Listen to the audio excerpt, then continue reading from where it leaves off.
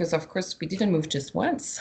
That would have been that would be too easy and boring. Yes. We moved in 2005, 2007, 2009, 2011. So quickly, I knew I had to, if I wanted to do something, to have something portable. So I became an entrepreneur pretty early. Was not, I mean, it was not scary. Just a little bit, just enough to be out of my comfort zone, but not relating then done everything. So I first helped some companies, because we were back in France at the time, to have a digital marketing strategy, both in French and English. I could help those who wanted to export, etc. It was really nice. We were in the south west part of France, and even though it was a small town, I was able to help in that matter. And so I became an entrepreneur in English, auto-entrepreneur in French. It's a special status. It's really wonderful. It's super easy. It makes everything super easy. And then I was able to go back and forth between the France and US and continue to help my clients overseas. And I continued that. And I'm a firm believer in networking. I'm a huge believer in networking.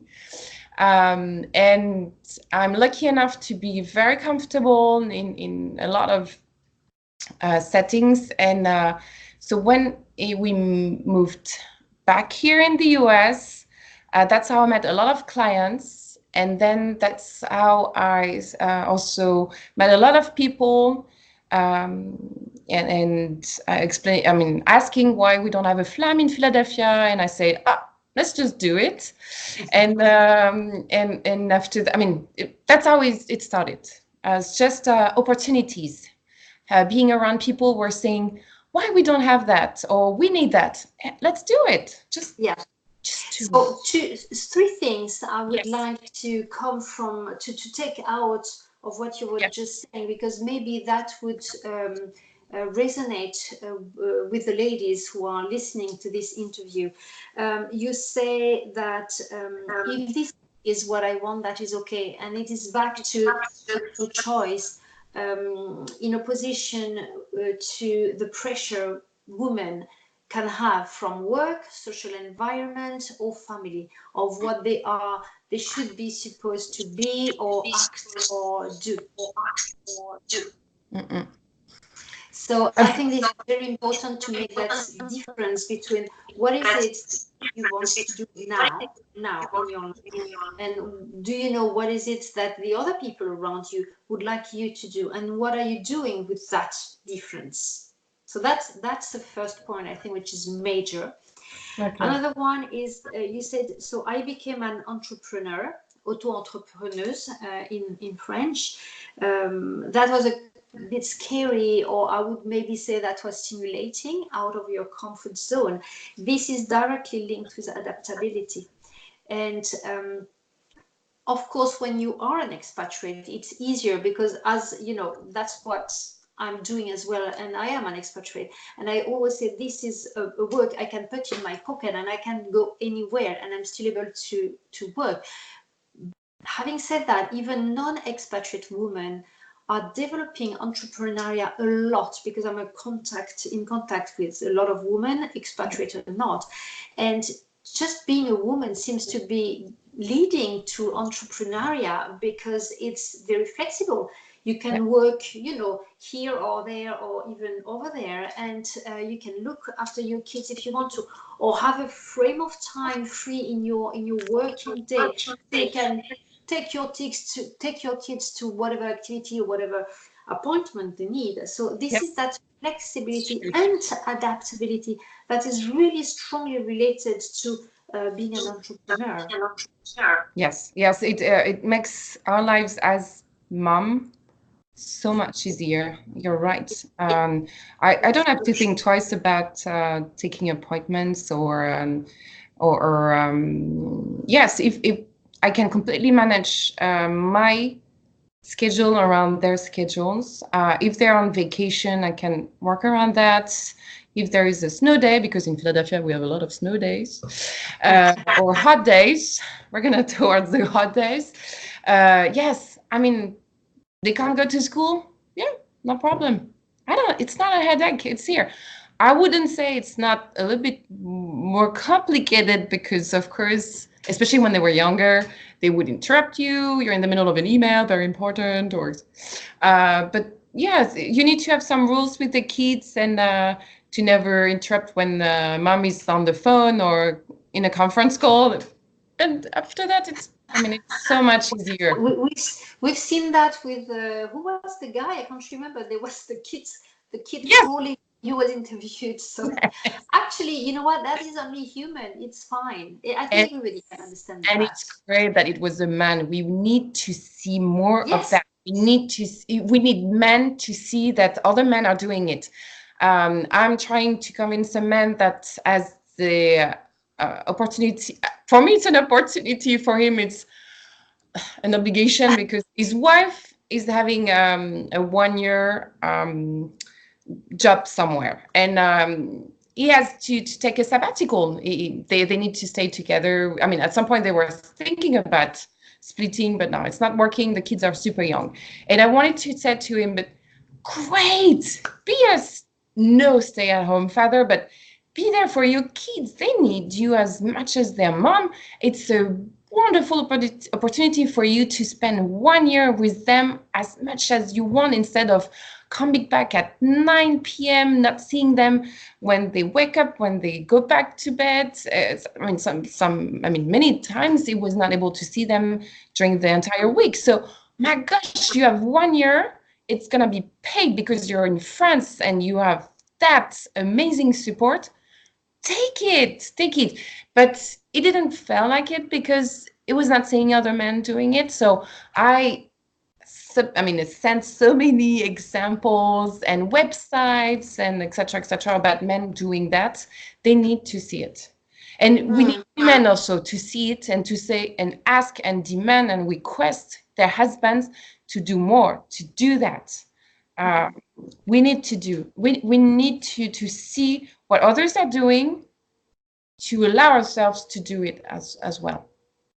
Yes, and I would say as well, because this is also, as you were saying, for the men to realize there are other opportunities to offered to them than going to work, every single day out of the house, out of the home. And it has to be a discussion that is done within the couple, within the partnership of life and parenthood. And as I am a strong believer that one person, whether it's a woman or a man, should not be told what they have to do. This is for me the seed of a better or more peaceful life.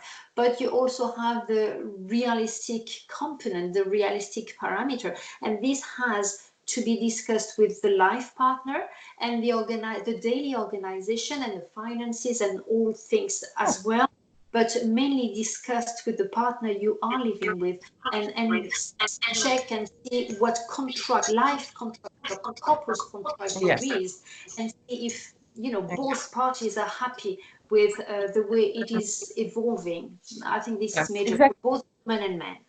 You were talking about adaptability. I think as parents, as a couple, we have to do that as well. I'm not the same mother I was 2 years ago, 5 years ago, 10 years ago, 13 years ago.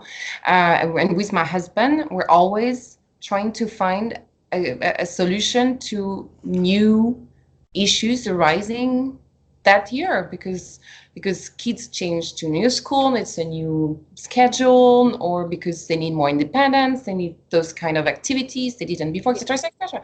So yes, communication is key inside the couple, and it's and communication, respect, and my husband always says not only love but also being in awe of what the spouse is doing. They always say that a couple will fail as soon as there is as much, contempt. If there's a little contempt about in the communication they have together. You need to admire what your spouse is doing. You need to know what he's doing or she's doing.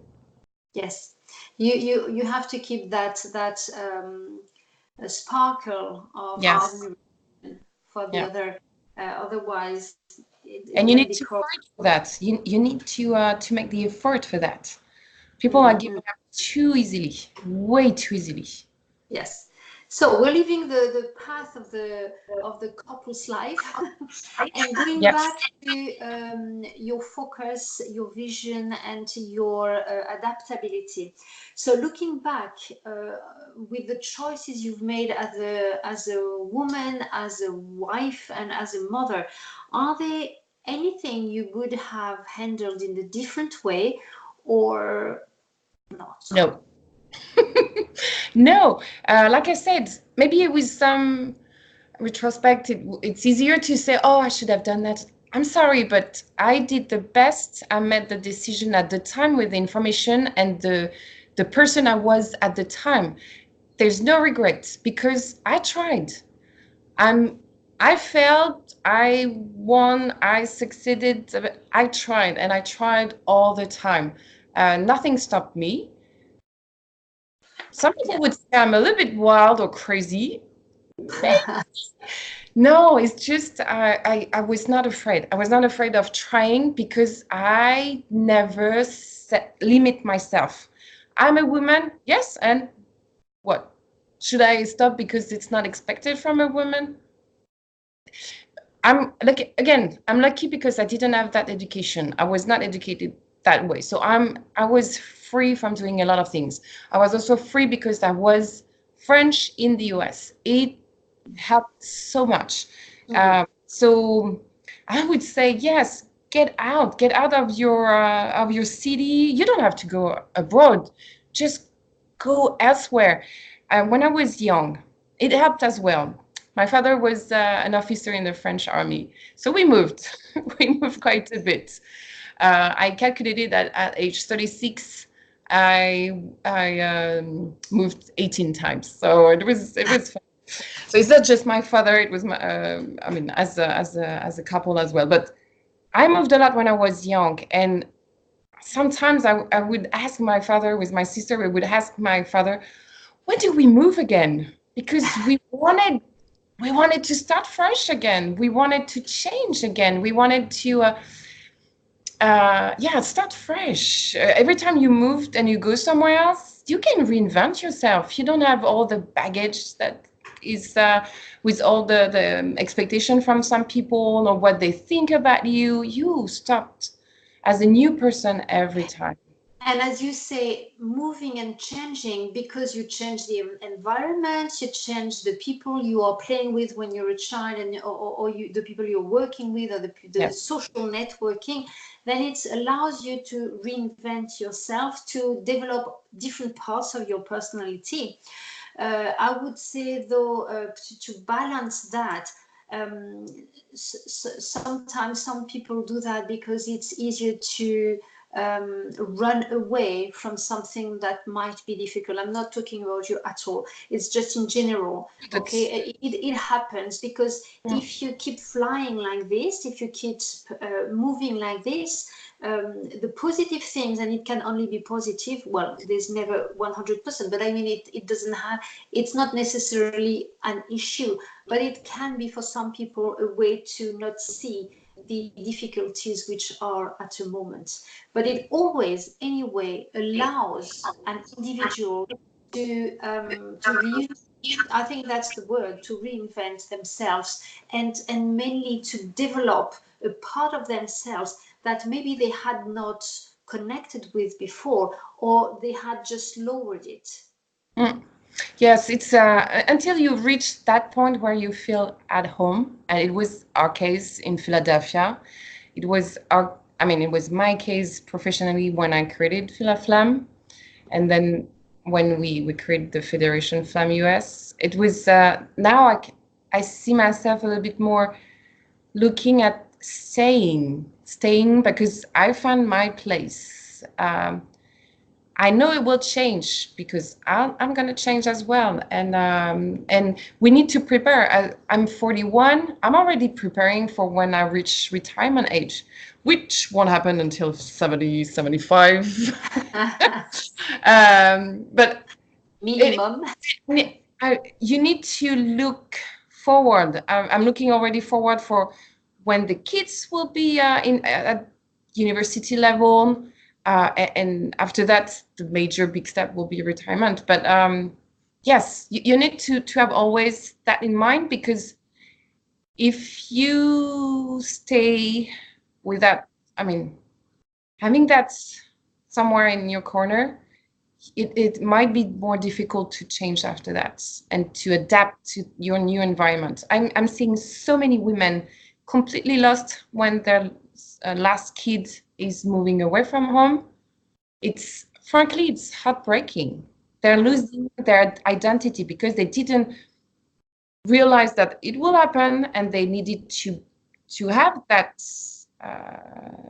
to have their own identity recognition, find something that was for them, not for others. That's the empty nest syndrome. So what you are telling us is that, plus having chosen where you are here and now, the adaptability goes also with the fact that you are thinking of the next step. Yes. And next steps with an S.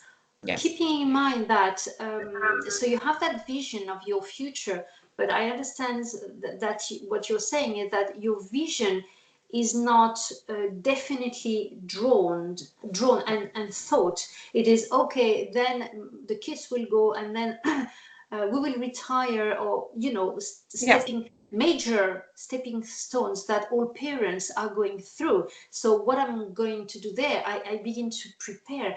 But at the same time, this is not something which is locked into, okay, I know it's going to happen and it's going to be here. And so you keep it open. You keep it open to whatever life or the environment will give you, and you will then be able to choose this, and this one, no thank you, and this one, yeah, that's great, and I have another dream I want to, that's what I understand. It's both having a vision, and at the same time keeping that vision open to different opportunities and excitement and novelties. Yeah, exactly. Yes, because life is not flat. It's up and downs. You never know what's going to happen next year. We can move again, or maybe my family will need me for illness or accidents or whatever. I mean, everything can happen. I lost my mom when I was really young. I know what the impact it has on your life and on your entire family. So you need to be prepared. You need to know that something can happen, because that's the way life is. So be prepared, be flexible, because otherwise it's going to be tough. It's going to be super, super tough. You will feel like your dreams have been completely shattered, and it's not the case. It's just you have a set factors around in your environment, and you need to work with that towards what you want. I mean, that's what I think right now. And the adaptability, and we're going to end up very soon now, but the adaptability, tell me if I'm correct or not with your vision, the adaptability is also taking things from what you've been through in your life, learning from it, assessing where you are now with that past and the future and the vision you have of your future, and saying that the adaptability is the best possible way to enjoy life in opposition to staying, very, very close and very rigid in your beliefs and in your actions. Yes. It won't be always pretty, won't be always nice. It's not comfortable. Okay, but it matters. It makes sense. There is a purpose. And you said it. My vision. It's not just my or one, or it's just the way I see life, the way I see life is it's a moving thing. I'm perpetually changing my mind depending on what the context is. My kids are growing, they need something different every year. My husband moved from one position to another one. His life is different, so there's a consequence on mine, and it's the way it is. But you need to continue to try, to fight, you persist, so you can win every single day. And at a point you make peace with it. Yes. And you have that choice. That's the ultimate. And again, it's up and downs, you know. Yes. That's a path. Yes, and tomorrow I will be mad at hell about the fact that I feel sometimes like stuck like that. But yes, you know, I'm always thinking about my I had a trip a couple of months ago to represent the Federation FLAM US at the Assemblée Nationale in France. I had that whole week, thank you, for myself. I was not cooking. I was not scheduling appointments to the petition. I was not picking up the kids at school. It was just me, myself, and I. And I was completely in my role as president, and I could, as a woman, enjoy Paris. Went to the theater, museum, just walk in Paris, and it was wonderful. And frankly, when I came back, it was tough. I had the laundry waiting for me. There was nothing in the fridge, and it was mayhem, but yes, I wouldn't change a thing, because I know at the end what's most important for me right now is being a good mom, and still being able to do something about with my brain and show my kids that a woman can do both. We cannot have it all at the same time. We can have it all in the course of our lifetime. But let's be frank, we can never have it all right now. It's a myth. Like, we can be a good spouse, a good lover, a good mom, a good professional, we have to find what is the priority right now, and we'll see what is important for the second step and the third phase and fourth, etc., etc. We have plenty of time.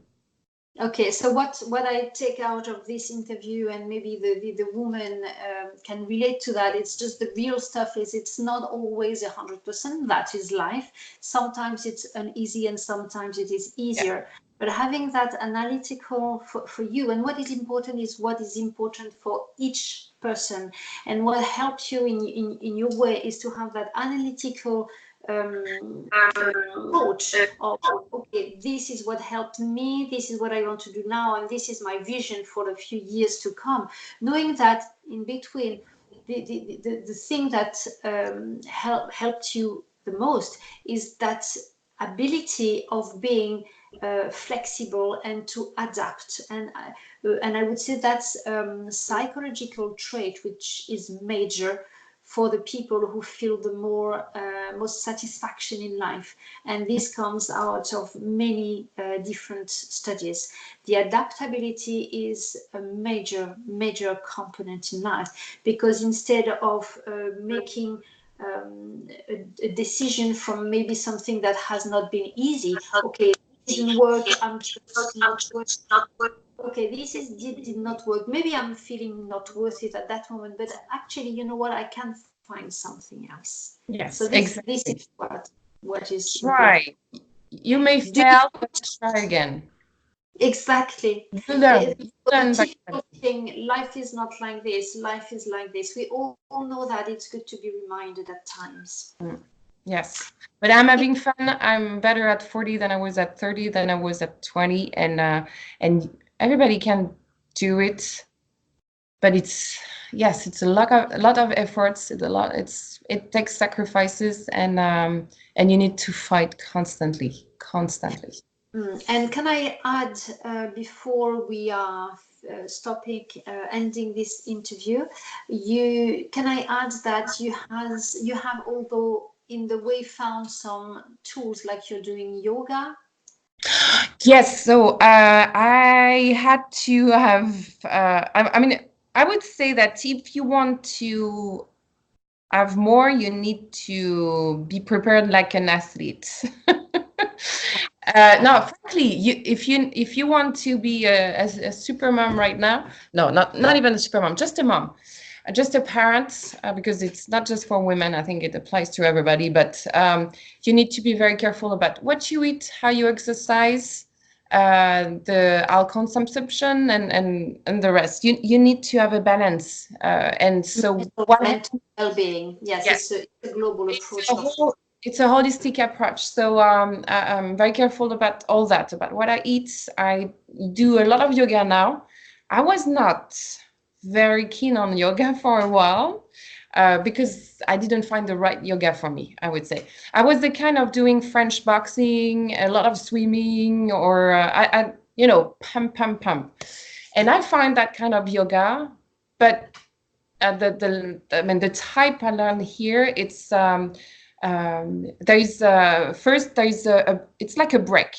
It's it's kind of a meditation. It's mindfulness. So you start like that, and then after that, it's very physical. I have biceps like crazy now, and then at the end, you are, I mean, it's on top of that, it's a heated type of yoga. So at the end of the hour, you're just you give it all physically and emotionally as well, because you completely stop about doing what stress you all the time, and I mean you're trying, and then you have at least 5 minutes of relaxation, complete relaxation, and it changed my life. Frankly, it changed my life. I'm still swimming a lot because it's also a sport that I love and that is very complete. It's the best sport, and it's not bad for a women's body. On the contrary, I think I found the two sports that are really good for me. I was trying to run at some point. It's not good. I didn't feel good. High So impact. much injuries. Yes, it's a very high impact sport. They said I saw a study recently about the impact on the perineum for women. So yes, so for me it's swimming and yoga, eating. So eating what is good for you. So that's one of the best, biggest sacrifice is not eating pasta and anything sweet. um, but yes, So again, it's taking the whole picture. It's not yeah, only vision, the analytical vision, and the adaptability is also taking the person as a whole, making yeah, sure that your whatever. It's always what I say: whatever you put in your body or in your mind, it will have an yes, effect. So better choose it wisely. exactly. If you want to be able to go out your comfort zone, you can't be overstressed, exhausted, etc. So you need to have a body that function normally. You need to be very careful with your body and your mind. Everything is linked. So Yeah. and hormonally as well. And I'm very proud of being part of a study right now at Penn Hospital, the very famous hospital right here. We don't have enough study about women, about the impact of hormones and about pain that we're suffering every single month, etc. So I'm very proud of being part of a study. It takes time, it takes energy, but it's worth it. Yes, you have a book? Yes, the Women Code. There are many books about women and exactly the Is, specificity of femininity and all the hormone changes and the impact it has on a woman's life. and you I need think to, we are going yeah. to stop Yes. now. Thank Oh, you. that's too short. Thank you very much for all what you have shared. I think it will be, I know it will be helping many other women, and this is the reason why I wanted to share all what you have to give to other women. So thank you very much, Marine.